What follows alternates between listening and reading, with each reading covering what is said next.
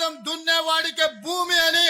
ఎర్ర జెండా సోదరులు నినాదం ఇస్తే ఆ నినాదాన్ని చట్టం చేసి జమీందారుల దగ్గర, జాగీదారుల దగ్గర, భూస్వాముల దగ్గర ఉన్న లక్షలాది ఎకరాలను ఆనాడు బూర్గుల రామకృష్ణారావు గారు, పివి నరసింహారావు గారు, శ్రీమతి ఇందిరాగాంధీ గారు అగ్రికల్చర్ సీలింగ్ యాక్ట్ తీసుకొచ్చి లక్షలాది ఎకరాలను భూస్వాముల నుంచి గుంజుకొని పేద ప్రజలకు పంచిపెట్టిన చరిత్ర కాంగ్రెస్ పార్టీది. అదే విధంగా రైతు కూలీలు వ్యక్తి చాకిరీ చేస్తుంటే, ధరల గడీల దగ్గర బానిసలుగా బతుకుతుంటే, వాళ్ళ హక్కుల కోసం వాళ్ళ రక్తాన్ని చెమటగా మార్చి గడీలలో గుమ్మిలు నింపుతుంటే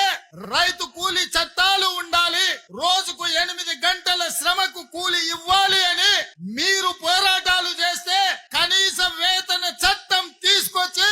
ఆ కార్మికుల కోసం, కర్షకుల కోసం చట్టాలను, శాసనాలను చేసింది కాంగ్రెస్ పార్టీ. అదే విధంగా ఈ భూమి మీద ఏ వస్తువు ఎవరైనా తయారు చేయని, ఆఖరికి అగ్గి పెట్టే సబ్బు బిల్ అయినా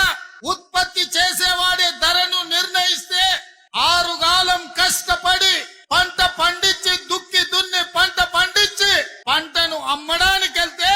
రైతు ధర నిర్ణయిస్తలేడు, కొనుగోలు చేసే దళారులు ధరలు నిర్ణయిస్తున్నారని రైతు కూలీ సంఘాలను కట్టి రైతాంగ ఉద్యమాలు మీరు చేస్తే కనీస మద్దతు ధర తీసుకొచ్చి దళారులను అడ్డు తొలగించి చట్టం చేసింది కాంగ్రెస్ పార్టీ.